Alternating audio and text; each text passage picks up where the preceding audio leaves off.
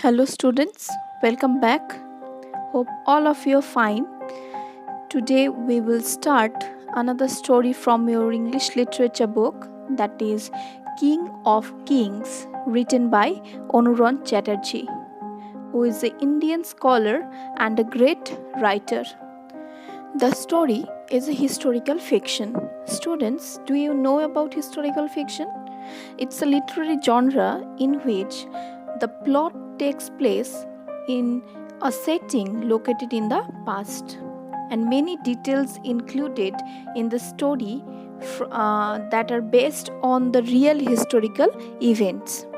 It borrows two characteristics of the time period in which it is set.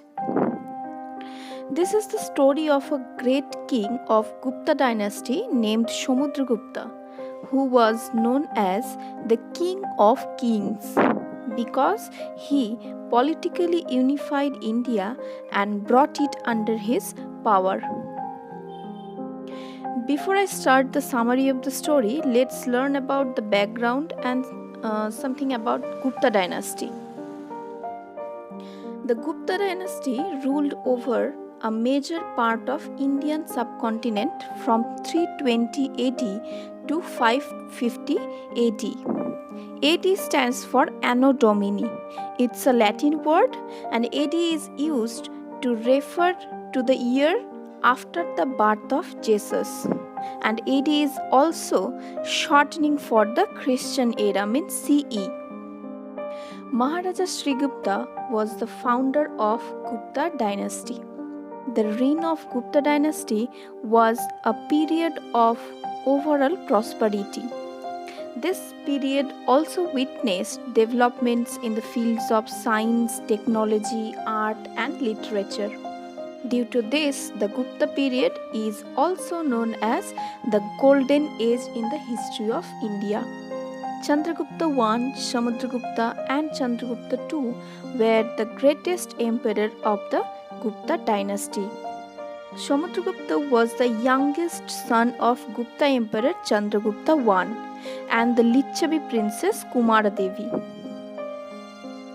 Now you listen very carefully the summary of the story to know more about Samudragupta and his heroic deeds.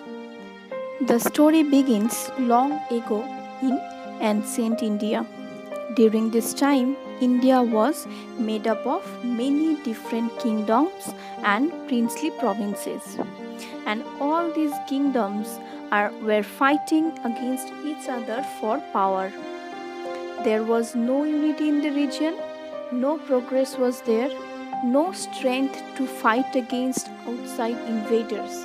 And at this time, Samudragupta was the king who unified the region and brought almost every kingdom under his control. Around 320 AD, there was a wise and powerful king named Chandragupta I, who united the Guptas with Licchavis by marriage. Licchavi, it's a Nepali kingdom. According to the description of pillar inscription, Chandragupta I selected his youngest son Samudragupta by considering him as the most worthy to succeed to the throne. At that time, it was accepted that the eldest son of a king would take over the throne after his father.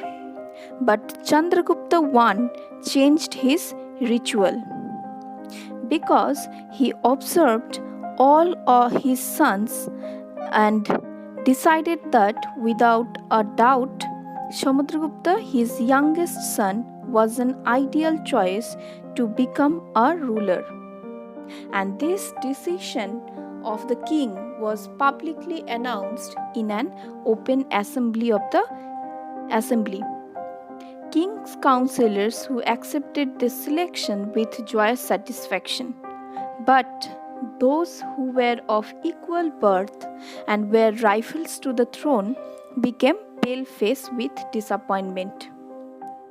Some scholars concluded that there were other sons of Chandragupta I who aspired to the throne, and therefore the accession of Chandragupta was disputed.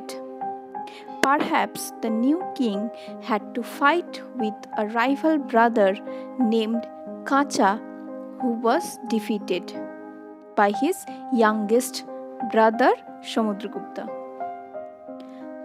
Samudragupta succeeded his father in the year 335 AD and ruled for long 40 years till 370 AD. He amply justified his father's selection by proving himself a great conqueror and a mighty monarch.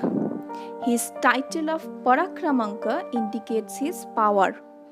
His reign has been the most important period in ancient Indian history, bringing about the golden age of India, because it was marked by discoveries in science, technology, engineering, art, literature, logic, mathematics, astronomy, and philosophy.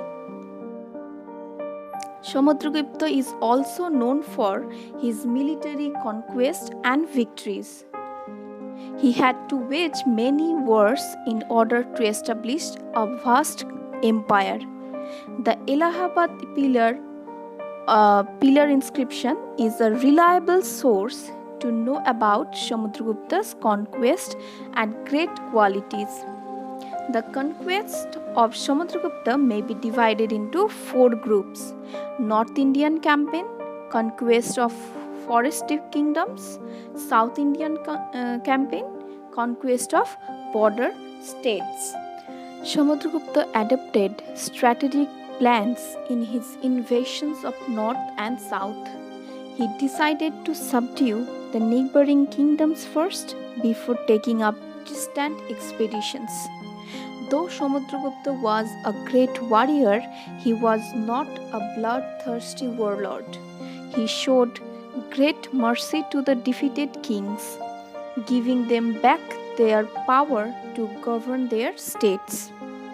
He has been described as the Chakravartin, or the single sovereign of the Indo-Gangetic Valley. As an individual, Samudragupta was a genius with many different qualities. He was a poet, a musician, a philosopher, and a great thinker. As a ruler, he was known to be very charitable and righteous, distributing wealth and justice in equal measure to all his subjects. Under the stability of his rule, the Gupta Empire flourished and came to be known as one of the greatest ages in the Indian history. So students, you have learned a lot about Gupta dynasty and the heroic deeds of great king Samudragupta. Hope all you are going to enjoy reading the story King of Kings written by Anuran Chatterjee, and this summary will help you. You have learned new words from the text, and you have to look up for their meaning and pronunciation. If you have any doubts or any queries, you feel free to ask. Stay home, stay safe. Thank you.